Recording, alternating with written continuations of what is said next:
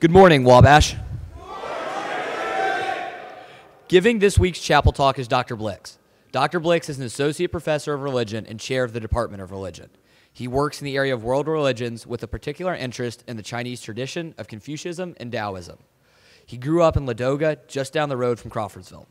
He graduated from Wabash in 1970 and did his PhD work at the Divinity School of the University of Chicago. He has taught at Wabash since 1988 with one or two interludes of teaching briefly elsewhere, including Millsaps College and Hampton-Sydney College. He is an amateur musician who is equally fond of Mozart and Mahler. He likes good food and drink and good conversation, as well as classical movies and real books. Here to give his talk titled, To Dig and to Love Your Home, Dr. Blix.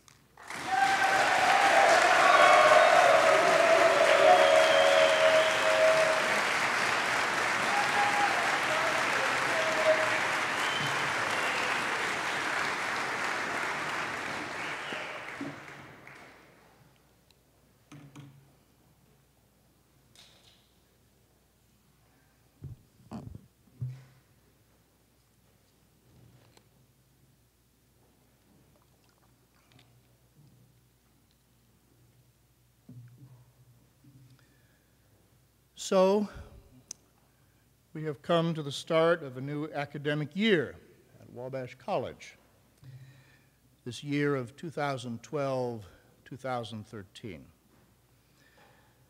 I always find that this time of the year puts me in a philosophical mood, even a pensive mood.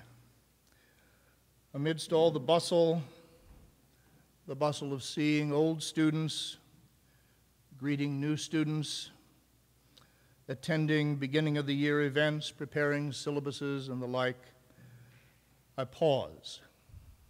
I reflect. I'm filled with questions.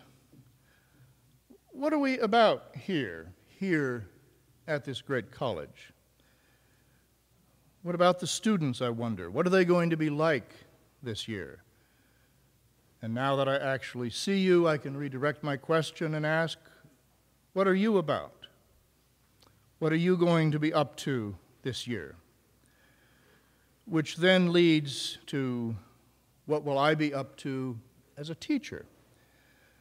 What will my many colleagues be up to this year? My colleagues who are teachers and administrators and staff.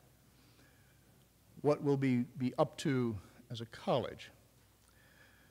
From one point of view, this means that I'm thinking about our future this year and, in a way, planning ahead. But let me be clear. There's planning ahead, and then there's planning ahead. To illustrate, let me recall the story of the famous Beauty and the Penknife. Once upon a time, there was a beautiful woman, one of the most beautiful women in the land. And men would come to her, and they would court her, and they would fall at her feet, and they would worship her and adore her. And finally, one man came to her and said, I worship you, and I adore you, and I would like to give you a gift. And he said, what would you like as a gift? And she said, I would like a silver penknife. He said, what? She said, I would like a silver penknife. And so the young man went out and bought a silver penknife. And the day came, and he went to the lady's house, and he gave it to her, and she was ecstatic. And then she went to the drawer and opened the drawer to put the silver penknife in it, and he looked in and saw that it was filled with silver penknives. And he said, excuse me, but you said you wanted a silver penknife, and I gave you a silver penknife, and now I see that you have hundreds of penknives sitting in your drawer. What's going on? And she said, "Ah, my son, I may be young and beautiful now, but someday I will be old and ugly and decrepit. And I know what a Boy Scout will do for a penknife."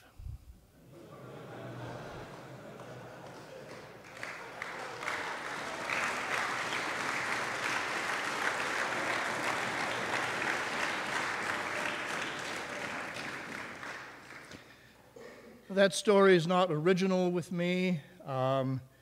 It comes from the late British writer Jennifer Patterson, British TV personality. I rather like it. That's not what I mean by planning ahead for the future in this case. On the contrary, all this leads me to think about the liberal arts. And on this particular pensive philosophical occasion, my thinking has led me to two main thoughts. So in the next 20 minutes or so, I would like to share these thoughts. My first thought is about what a liberal arts education is not. I begin, of course, with our motto, Scientiae et Virtuti, or Scientiae et Virtuti, which I would tentatively translate as for knowledge and for virtue, or perhaps even more loosely, to know and to do. Now, what, you may ask, is this knowledge, this scientia? What is this virtue, this virtus? And what ultimately is the meaning of this motto, which we have chosen to express in Latin, that majestic language bequeathed to us by the ancient Romans? If you have been able to eavesdrop over the past 3 or 4 years on the faculty as they sat around and talked about teaching, perhaps you might have been so privileged as to tend bar at a faculty party, or perhaps you might have been so unfortunate as to be condemned to sit in on a faculty meeting. You probably would have heard the faculty talking about two ideas. First, they'd often say, a liberal arts education is supposed to teach students to engage in critical thinking, as it is called these days, and to prize it as a desired outcome. You might also hear some talk about acting responsibly, leading effectively, and living humanely, but generally, critical thinking is most often talked of. Second, a liberal arts education is supposed to empower students, to teach them skills, or even skill sets, to use that hideous term.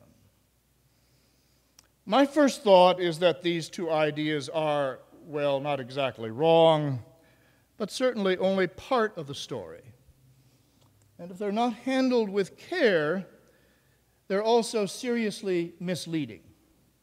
What do these ideas mean? Well, start with critical thinking. What is that? Well, it's the ability to put your ideas in order, to think clearly and logically. And what is education as empowerment? Well, it's the idea that as someone learns how to think critically, they develop confidence in their ability to think, and they get better at it.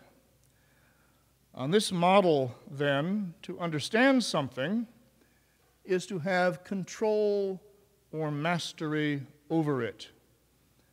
To understand is to gain power over that which you understand and to add power to yourself, the understander. Now, I want to say clearly that I think there's nothing wrong with these two ideas, at least as far as they go. To become a liberally educated man is to learn to think critically, and in the bargain is to feel empowered as a thinker. But these two ideas don't go far enough. If this is all a student of the liberal arts learns, if all you are is an empowered critical thinker, you have not yet arrived at scientiam et virtutem, knowledge and virtue. your life will not really be knowledgeable or virtuous. You will be a student of the liberal arts in name only. That is my first thought. But now to my second thought. If this is what a liberal arts education is not, what do I want to say that it is? Or more precisely, what do I want to say that knowledge and virtue are? One of my favorite books is The Once and Future King by T.H. White. It was published in 1939. It is a wonderful, updated retelling of the story of King Arthur.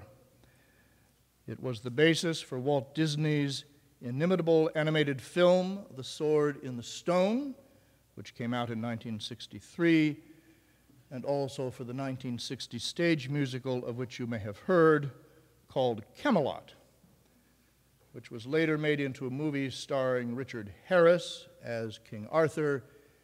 You may know him better in his later years as the first Dumbledore.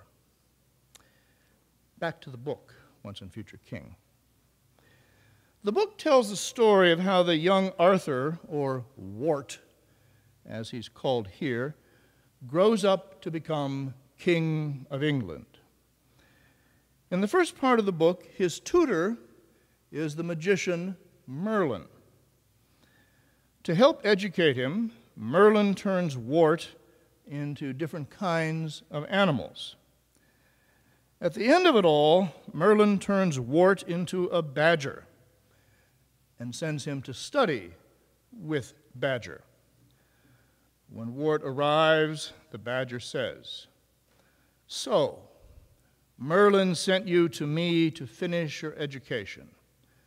Well, I can only teach you two things: to dig and to love your home. These are the true end of philosophy." Or to rephrase it in our own Wabash language, these are the true end of scientia et virtus, knowledge and virtue. In that spirit, I want to say that a liberal arts education is one in which, not surprisingly, you learn to be not only a critical thinker, but also a messy thinker. And you learn that true learning means being not only empowered, but also disempowered. These two things go together. Start with this stuff about messy thinking. Just as important as critical thinking, and maybe even more important in the long run, is the ability to engage in a kind of thinking which, in my opinion, can be described only as playing with ideas, pondering, reflecting, ruminating, being perplexed and uncertain, doing mental experiments, tossing ideas back and forth and to and fro and round, being in a ferment of not understanding something and trying now this way and now that way of reaching understanding. That's messy thinking. That's learning how to dig. But this messy thinking is also a kind of thinking which, after all is said and done, suddenly, in a flash, brings you to that eureka experience of understanding. That moment when things come together or fall into place, whether it's the equation or the experiment or that paragraph in a text or some part of a foreign language. And suddenly you go, I've got it, eureka. You remember the original eureka story. The ancient Greek thinker Archimedes is sitting in his bath trying to figure out a problem. Suddenly it hits him, and he jumps out of the bath and he runs naked through the streets of Syracuse crying out, "Eureka! Eureka!" which is ancient Greek for, I've got it, or I have found it, I have found it. There's something very Wabash-like about that story. Indeed, I should probably not tell you what I'm about to tell you, lest I give you ideas. But some years ago, there was a beautiful fall evening when I had stayed late in my office in Center Hall. By the time I got down to the Grant Street parking lot, where my car was parked, it was dark. As I opened my car door, I saw, out of the corner of my eye, or at least I thought I saw, an Archimedes imitator.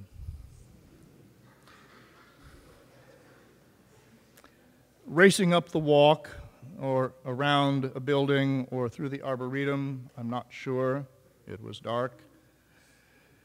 With some hesitation, I slowly turned to look, but he was gone. And I decided it was best not to pry too deeply into this event. But as I got into my car and drove off, I thought, well, if that really happened, then the spirit of Archimedes is alive and well at Wabash College. Here's a guy who obviously understood something tonight. He had an insight, and he's excited about it.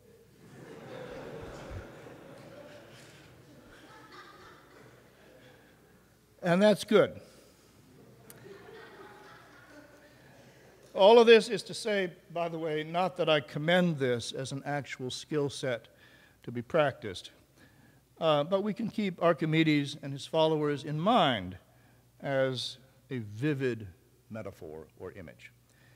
Anyway, your messy thinking brings you to that ecstatic experience of what we call insight. You find a new place or a new home for your mind, and what you feel for that perhaps is a kind of love. You've got something figured out. You understand it.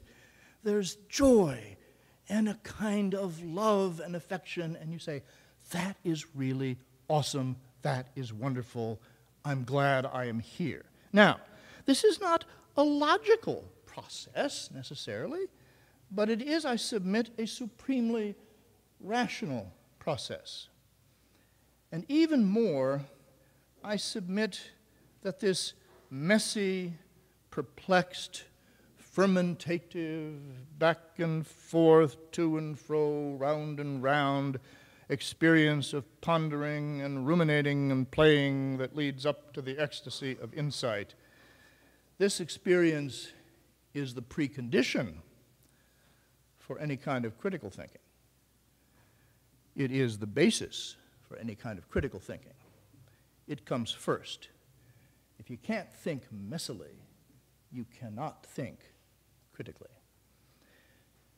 But that in turn takes us back to the idea of learning as disempowerment.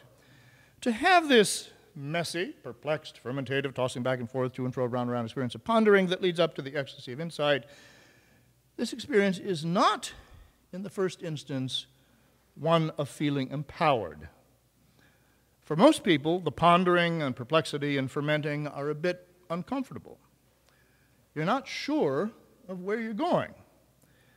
You're not sure of how it's going to come out.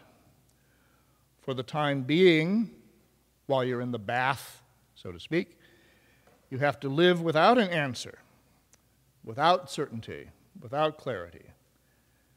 And something similar is also true even of the experience of insight. True, it's a moment of ecstasy, a moment of eureka.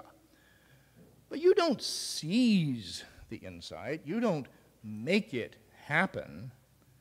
The insight comes to you. It's kind of a gift or a surprise. You are somehow passive to it or receptive to it. And when it comes to you, you have the experience of submitting or adjusting your mind to something greater than you are, something deeper than you are. You feel astonished. and filled with wonder. On this model, then, to understand something is not to control it or to master it. To understand something is to let it master and control you. To feel astonished by what you have understood and to have your sense of wonder renewed. Messy thinking that leads to an insight is something that takes your breath away. How does this actually play out now? What can you do in your own lives here at Wabash to experience messy thinking, eureka moments, running naked through the streets, metaphorically speaking, and having insights that take your breath away? Let me mention a couple of things. First of all, ask questions. Be interrogative. Probe. Inquire. Dig. The ancient Greek philosopher Aristotle says that philosophy, i.e. liberal arts education for us, begins in wonder. So let yourself wonder. Ask questions. Now, please note how I phrase this. I do not say ask the right questions. No, I mean just ask questions. Don't try to second-guess yourself or constantly look over your shoulder and wonder, gee, is this the right question to ask? Is the teacher going to be upset with me? There's no method to asking questions, no schedule, no really right or wrong, or to put it differently, any question you ask is right, provided you ask it out of genuine intellectual vitality, out of a sense of play and adventure, like Merlin teaching Wart, the future King of England. Second, look for answers. I occasionally hear people say, all that really matters is the questions, not the answers. But this is, I think, cheap and lazy. It's also so much intellectual posturing, as if, oh, well, we just can't really know anything, and so I will be heroic and just ask questions, etc., etc. No, if you are not really interested in getting somewhere with your question asking, with your digging, then your questions are not real questions. In particular, if you are really looking for answers, then you're going to want to listen to the other guy's questions. You're going to want to engage in conversation. You'll read this or that book and take it seriously, or perform this or that experiment and really be interested in the outcome. So third then, and most simply, listen. Talk with your friends. Talk with your teachers. Listen, learn, converse. As teachers, we have many interesting things to tell you. So do your friends, so do the books, so does the art, so do the experiments. Let me illustrate this business about listening. My example is perhaps frivolous, but I hope it makes the point. This comes from my own experience. There is a movie which I usually watch when it's on TV, although I do not actually own it, and I do like to collect movies. This is the movie Grease, starring John Travolta and Olivia Newton-John. Came out in 1978, originally a stage play, still sometimes performed, but most of us know the movie. I assume that most of you have seen it. It's not a great movie by any means, but it is a fun movie with some good bouncy tunes. Anyway, there's a big scene in the movie where the students at Rydell High are having a dance and are on national television. They perform several musical numbers. And there's one number in particular which has words to it and has motions. This is for the people not dancing but sitting in the bleachers. Has motions that go something like that. Now, for years, I watched this movie on television, and I watched this scene in particular, and I thought I was listening, and I was convinced that the words they were saying at that point was, let's do the hand job.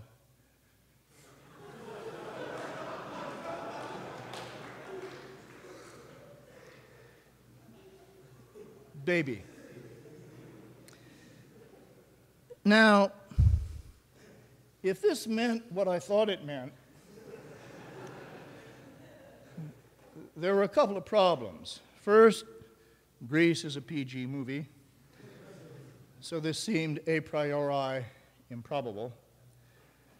And second, there were the accompanying hand motions. And if these were any indication, then this was not only improbable, but physically impossible.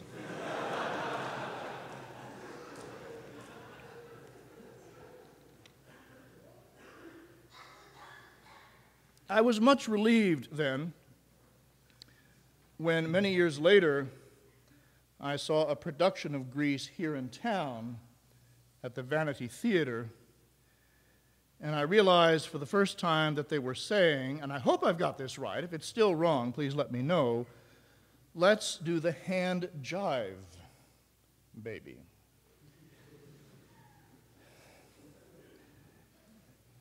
At least that's probable. So my point is, listen carefully.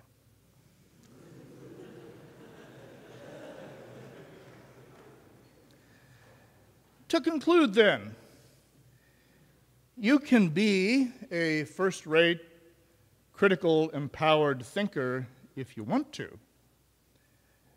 But if you never think messily, if you never have insights, you're not really there yet. But if you do think messily, if you do have insights, if you do run naked through the streets, metaphorically speaking, then you have arrived at true knowledge and true virtue. You will truly be in service of scientiae et virtuti. You will be knowledgeable and you will be virtuous. You will have learned to dig and to love your home. And who knows, perhaps you too may someday become king.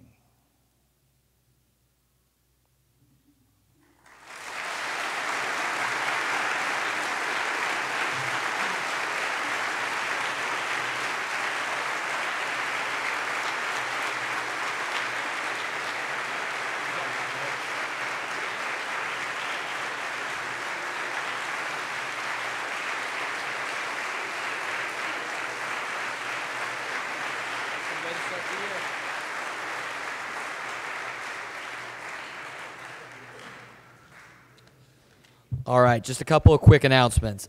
First, Sphinx Club applications are going out on Monday. They will be due at the end of the week on Friday at TGIF.